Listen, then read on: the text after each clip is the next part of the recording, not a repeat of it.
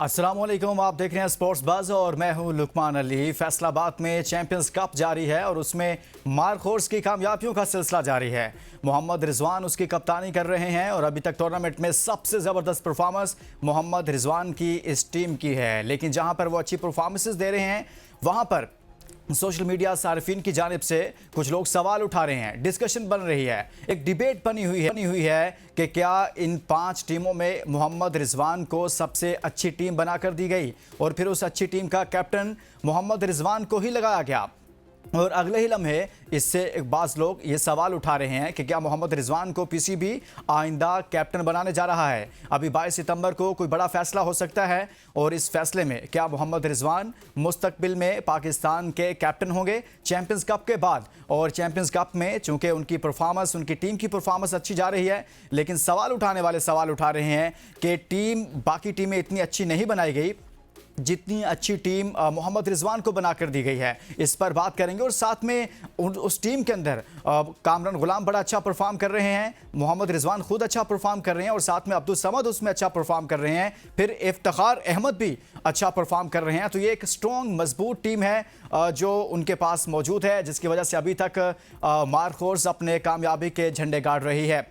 इस पर बात करेंगे, लेकिन आगे बढ़ने से पहले शामिल करेंगे टॉप स्टोरीज।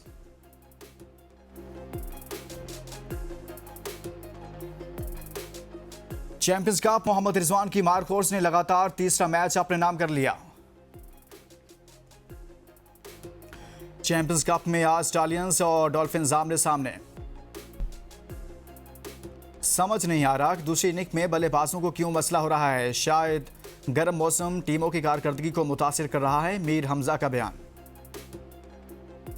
चैंपियंस कप में अंपायरिंग का नाकुस्मियार, खिलाड़ी भी बोल पड़े। कौमी क्रिकेटर्स हैदर अली, आसिफ अली और फहीम अशरफ चैंपियंस कप से पाकिस्तान टीम में वापसी के लिए पुरुम्मीद। हसन महमूद की भारत के खिलाफ तबाहकुन बॉलिंग, रोहित शर्मा, विराट कोहली और शुभमन की विकेटें ले उड़े। अफगानिस्तान ने जनूबी अफ्रीका को 6 विकेटों से शिकस्त देकर प्रोटीज के खिलाफ पहली फतह अपने नाम कर ली। पाकिस्तान वुमेन्स क्रिकेट टीम ने जनूबी अफ्रीका को दूसरे T20 में शिकस्त देकर सीरीज बराबर कर दी। पाकिस्तान के असद इकबाल और उवैस मुनीर को स्नूकर वर्ल्ड कप के नॉकआउट मैचेस में शिकस्त, इवेंट से बाहर।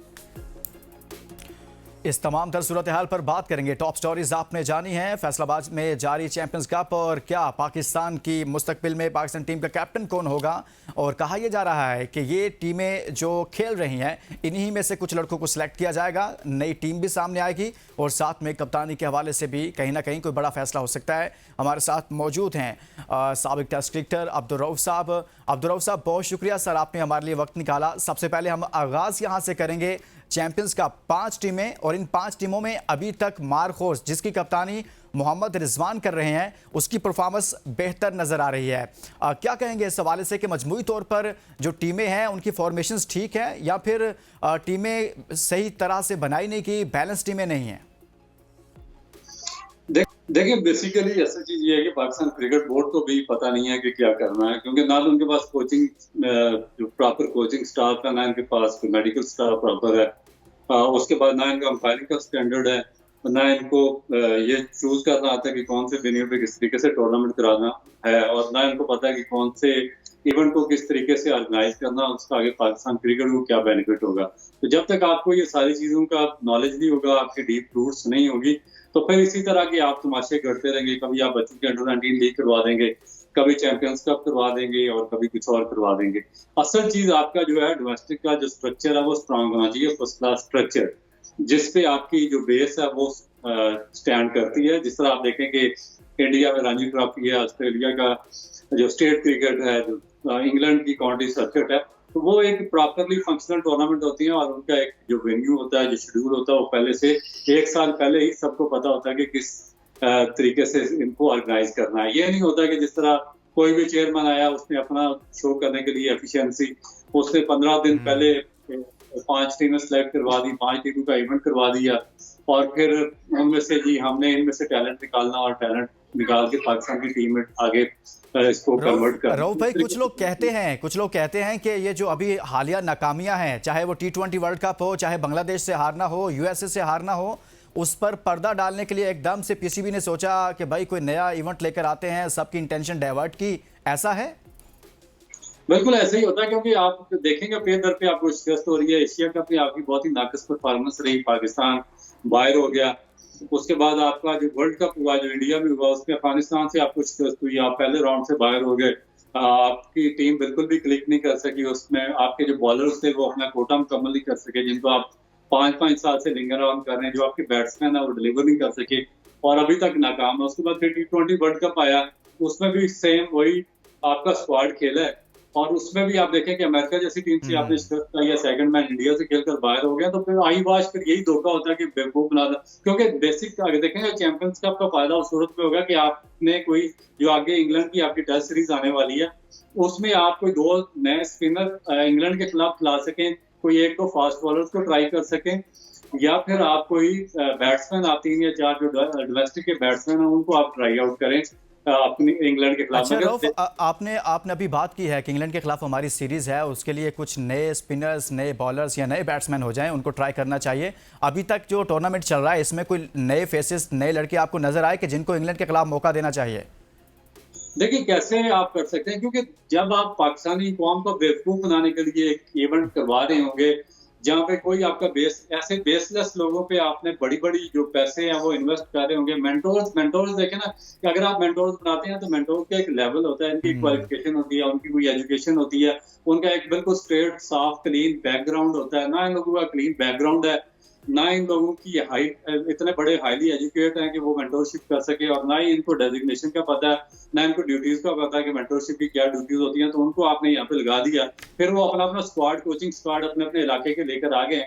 और मिसबा अपने फैसलाबाद के सारे बंदे उसके साथ अपॉइंट कर दिए, शोएब मलिक ने सारे सियालकोट के करवा दिए, वकार ने उसको पता ही नहीं है कि क्या करना क्या नहीं करना। और इसी तरह सकलैन मुश्ताक ने वो खेल रहे हैं और उनके जो दामाद हैं वो कैप्टन है, और बाकी जो 1-2 बंदे हैं वो भी उन्होंने करवाए। तो इस तरीके से आप पाकिस्तानी क्रिकेट को आगे बढ़ाएंगे। तो इंग्लैंड के खिलाफ मुझे बताया ना कि 40-40 साल के आपके स्पिनर खेल रहे हैं चैंपियंस कप में, और जो आपके इमर्जिंग प्लेयर्स हैं 18-19 साल के इरफात मिनास हैं या बाकी लोग लड़के हैं, वो बाहर बैठे हुए, उनको आप मैच नहीं खिला रहे। आप एक तरफ से आपके बाबर आजम भी खेल रहे हैं जिनका कंप्लीट फेलियर है, शान मसूद कंप्लीट फेलियर है 25-25 टेस्ट मैचेस का। पाकिस्तान पिछले 4-4 साल से इनकी परफॉर्मेंस की वजह से आ रहा है। शादाब खान, फहीम अशरफ और ये सारे लोग हैं, वही लोग हैं जिनकी वजह से पाकिस्तान आ रहा है। मगर जो आपका बेचारा यंगस्टर इमर्जिंग प्लेयर है, अच्छा, ये समझ से बाहर है, ये समझ से बाहर है कि जिनकी वजह से हम यहाँ तक पहुंचे हैं। उस दिन हमारे साथ नदीम खान साहब मौजूद थे, वो भी कह रहे थे कि हम एक नई सोच के साथ आगे बढ़ना चाह रहे हैं, लेकिन वही पुराने लड़के जिनकी परफॉर्मेंस की वजह से आज हम यहाँ तक पहुंचे हैं, पाकिस्तान क्रिकेट एक तबाही का शिकार हुई है, उनको दोबारा से फिर शामिल कर लिया गया हुआ है।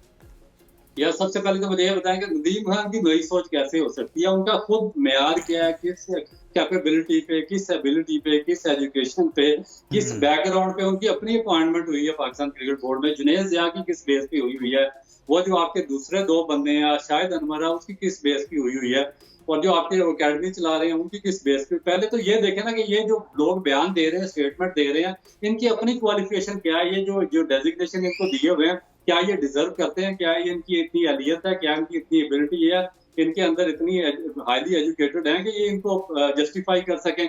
ये क्रिकेट किस तरीके से खेले हैं ये भी पाकिस्तानी कौम को सामने रखे। कोई भाई के पास बेस पे खेला है, किसी का भाई कैप्टन बना, उसने उसको एक मैच खिला दिया पाकिस्तान के लिए। इनमें से किसी का बाप को चीफ चेयरमैन बना, उसने अपने बेटे को एक मैच खिला दिया। किसी ने किसी पॉलिटिकल बैकग्राउंड पे एक आध वनडे पाकिस्तान के लिए खेल रहा है, और ये सारे लोग पाकिस्तान क्रिकेट संभाल रहे हैं। और ये आगे तो वो आगे ली तो स्टेटमेंट ही छोड़ देना जो ये कह रहे हैं कि हम नई सोच। पहले इनकी अपनी बताएं कि इनका अपना क्या म्यार है कि किस बेस पे पाकिस्तान क्रिकेट बोर्ड में बैठे हूँ। आपका सवाल जो है उसमें एक वजन है। अच्छा, कैप्टन जो बनाए गए हैं 5 टीमों के, वो भी समझ से बड़ातर इस लिहाज से हैं कि जब आप ये कहते हैं कि हमने नया टैलेंट तलाश करना है, तो फिर वो लड़के जिनका पहले से ही परफॉर्मेंसेस बुरी हैं पाकिस्तान टीम में, चाहे शादाब खान हो, अभी हालिया 2 साल से उनकी परफॉर्मेंसेस आपके सामने हैं, क्या परफॉर्मेंस है, उनको कैप्टन बना दिया जाता है। फिर इसी तरह से बाकी कैप्टन उन्हीं लड़कों को लगाया जाता है, मोस्टली ज़्यादा लड़के जिन पर अभी तक तनकीद की जा रही थी कि ये कहीं ना कहीं ग्रुपिंग कर रहे हैं, ये कहीं ना कहीं मामला टीम के ख़राब कर रहे हैं। तो फिर हमने नया कैप्टन कैसे तलाश करना है? अब्दुर्रऊफ साहब, ये करना क्या चाहता है पीसीबी? सर वही मैंने बताया ना कि जो इनकी विजन है, जो इनकी सोच है, जो इनकी अप्रोच है, जो इनकी एबिलिटी है, जो इनकी एजुकेशन है, ये उसके मुताबिक ही आगे डिलीवर करेंगे। मुझे बताएं कि आप देखें कि ये जो बंदे आपने जिनके नाम लिए हैं, हम इन पे तनकीद कर रहे हैं। आप ऑस्ट्रेलिया की टीम ने आपके पाकिस्तान को होम सीरीज में टेस्ट मैचेस में शिकस्त दी, इंग्लैंड ने यहाँ पर आपके आपके होम सीरीज में टेस्ट सीरीज में शिकस्त दी, न्यूजीलैंड ने आपको शिकस्त दी, बांग्लादेश ने आपको यहाँ पे व्हाइट वॉश कर दिया, अमेरिका से आप T20 मैच हार गए, जिम्बाब्वे से आप मैच हार गए, आयरलैंड से आप T20 मैच आ रहे हैं, अफगानिस्तान से वर्ल्ड कप जैसे मेगा इवेंट में आप शिकस्त खाई है, एशिया कप से आप बाहर हो गए। आप मुझको बताएं कि ये सारे वो कल्प्रिट्स हैं पाकिस्तान टीम के अंदर जो बड़े कॉन्ट्रैक्ट मांगते रहे, आईसीसी से हिस्सा मांगते रहे अपने सेंट्रल कॉन्ट्रैक्ट्स में, और उनकी परफॉर्मेंस जीरो है। इन सब की परफॉर्मेंस टोटल जीरो है, और सब ये सारे कल्प्रिट है पाकिस्तानी कौम के, पाकिस्तान की क्रिकेट के, जिन्होंने पाकिस्तान को एक ग्रुप बन के पाकिस्तान की क्रिकेट का इन्होंने डिजास्टर किया, इन्होंने तबाह बर्बाद कर दिया। आप हर फॉर्मेट में सातवें नंबर पे फिनिश कर रहे हैं, और आपने वापस उठा के उन्हीं को दोबारा कैप्टन लगा दिया, और आप कह रहे हैं कि हम कैप्टन ग्रूम कर रहे हैं, जिनकी पाकिस्तान टीम में जगह ही नहीं बनती पिछले 4 साल की परफॉर्मेंस बेस पर भी।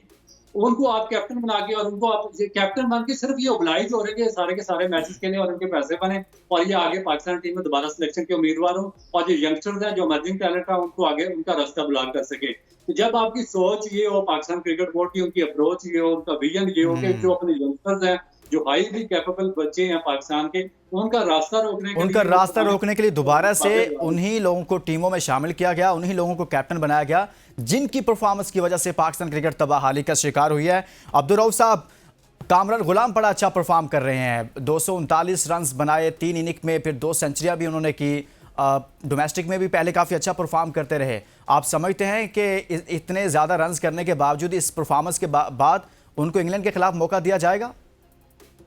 देखिए बेसिकली तो इंग्लैंड के खिलाफ तो नहीं, बांग्लादेश के खिलाफ उसका मौका बनता था। हाँ। और जो देखें, जब आपने किसी प्लेयर को डेवलप करना होता है ना, ये मेरे सामने बहुत सारी एग्जांपल्स हैं जिन लोगों को इन्होंने डेवलप करना था, जिनके रिश्तेदार थे, ये जो कोई रिश्वत वगैरह देते रहे अपने हमारे सिलेक्टर्स को और चीफ सिलेक्टर को और पाकिस्तान क्रिकेट बोर्ड के ओहदेदारों को, पास्ट में जब हम खेला करते थे, और उसके बाद फिर जब मैं सिस्टम में रहा, तो उनको ये नहीं, तो उस वक्त रिश्वत देते थे कुछ लोग रिश्तेदारी में। सर पाकिस्तान की जो स्पोर्ट्स क्यों बर्बाद हुई है, इसी नायाली की वजह से बर्बाद हुई है ना। करप्शन थी, नेपोटिज्म थी, रिश्वत थी, सिफारिश थी, सारा किसी बेस पे खेलते रहे हैं पाकिस्तान के। यानी कि अपने आप को सिलेक्ट करवाने के लिए चीफ सिलेक्टर्स को रिश्वत दी जाती थी उस वक्त? बिल्कुल, हर जगह दी जाती थी। ये चीफ सिलेक्टर तो छोड़े, ये जो आपके जो हैं डॉक्टर्स, इनको रिश्ते दी जाती रही हैं कि हमें मेडिकली फिट करें, और कोई अनफिट थे।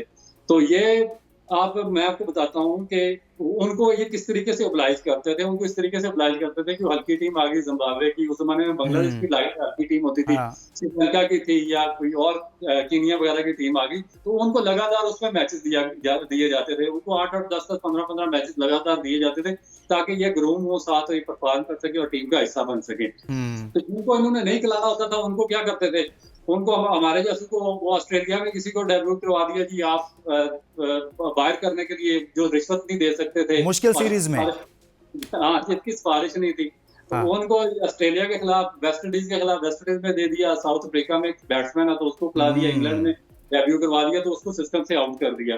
तो ये अब जिस तरह आपने कामरान गुलाम की बात की है, सबसे बेस्ट तो ये था कि अगर जिम्बाब्वे के खिलाफ सीरीज थी उसमें उसको खिलाना चाहिए था, बांग्लादेश के खिलाफ उसको खिलाना चाहिए था, आपके आयरलैंड के खिलाफ मैचेस हुए उसमें उसको खिलाना चाहिए था। ये छोटी टीमों के खिलाफ उसको आस्ता आस्ता साथ रख के ग्रूम किया जाता। अब जब आप उसको इंग्लैंड के खिलाफ ओपन करवा देंगे, या इंग्लैंड का जो बड़ा हैवी जो सीम बॉलिंग स्क्वाड है, और थोड़ी सी सीम ट्रैक बना के इंग्लैंड के बॉलर्स के खिलाफ उसको करवाएंगे, तो वो 1 या 2 मैचेस में परफॉर्म नहीं कर सका, तो फिर यही आफतें आके दोबारा पाकिस्तान पे मुसल्लत हो जाएंगी कि ये हमारे, इनकी तो रिप्लेसमेंट ही कोई नहीं है, इनके बगैर तो हम चल ही नहीं सकते। ये आपने बड़ा जबरदस्त तरीके से सारी कहानी को डिस्क्राइब कर दिया कि किस तरह से लोगों का कैरियर चलता है। एक ब्रेक के लिए कहा जा रहा है, ब्रेक के बाद वापस आएंगे तो अब्दुर्रऊफ साहब से गुफ्तगू का सिलसिला जारी है। Stay with us.